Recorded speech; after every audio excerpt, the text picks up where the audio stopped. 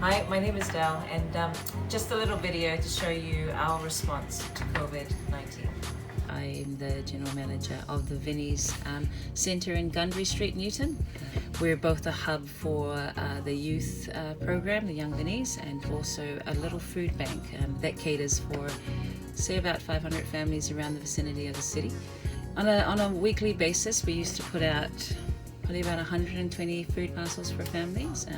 That was pre-COVID. Now we're pushing out about 120 per day, hitting about 700 on our busiest weeks. Things are hard. We're starting to see lots of families coming in. On the very first 3 days of the lockdown, our phones were on a gridlock. It was phone call after phone call after phone call.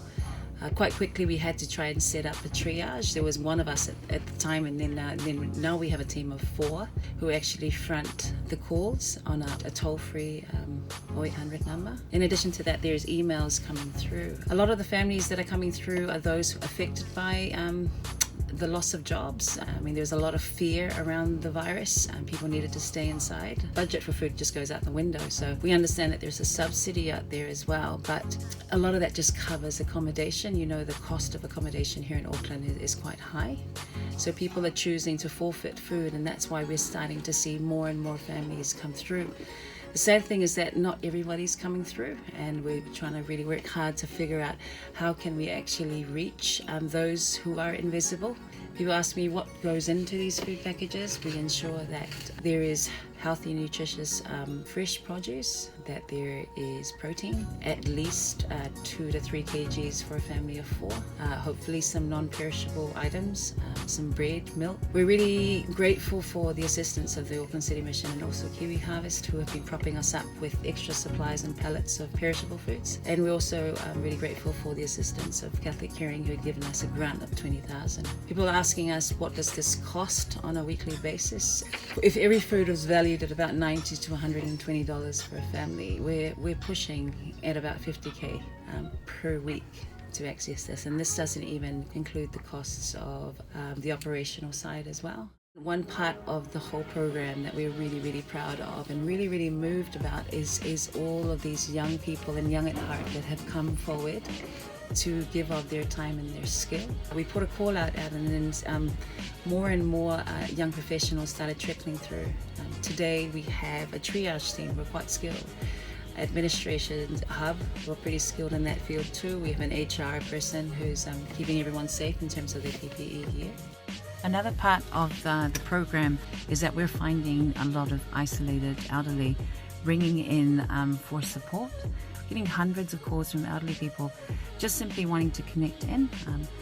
As a response to this, our team have decided to create another group called the Face-to-Face group, and this group is dedicated primarily to these people. A lot of these people have indicated that they want people to ring up and check up on them during the week. Just as part of this program, we're now offering care packages which include, you know, your daily needs, whether it be milk or a packet of Vickies and other food items. The blankets have been helpful through Father Martin. He purchased some for us, and so they're asking for warm blankets as well. It's real Vincentian, it's real Catholic to actually wrap around our elderly and have that face-to-face, whether it's through the phone or via Zoom. So just really moved by all the young people that have come to the fore and are part of this mahi. We're really mindful of our Vincentians. They're the ones who've actually laid the foundation for us. A lot of what we're doing with the satellites, where we've got young people setting up food banks in their homes. This is the practice, and this is a foundation that has been laid by our Vincentian. We're really grateful for the resources and the blessing that they've given us in order to do this work. Just a special acknowledgement of our Vincentian family, our governance board, and also our people at National, who've done the hard yards in order that we be recognised as essential service providers. Although I'm speaking about, you know, this really complex structure that we've put together ad hoc over the last 5 weeks in terms of our response, we must understand that this is a response. It's not a sustainable way of going forward. To operate at this level for an entire year, it would cost us probably another $300,000-$400,000. What our triage team are doing voluntarily at the moment, we need people there full time. To receive 120 people a day, we need people who are competent. We need trucks. Like, we're lucky to have the whole Vincentian fleet here at the moment, but they would need to go back to their owners. How are we going to do this? What is the strategy in terms of going forward? So the bigger question to us is, as a church, as a Vincentian collective, are we going to help our people? Are we going to hold our people?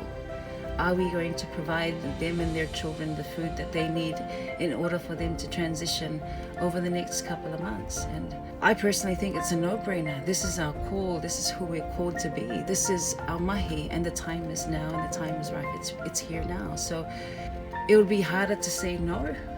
And I think, to a couple of $100,000, I think as a church we can do this. If we all kind of connect in and understand how we belong to each other, and that it's our responsibility. The more hands make light work, and I really think the time is now to really show our faith and put our faith into action.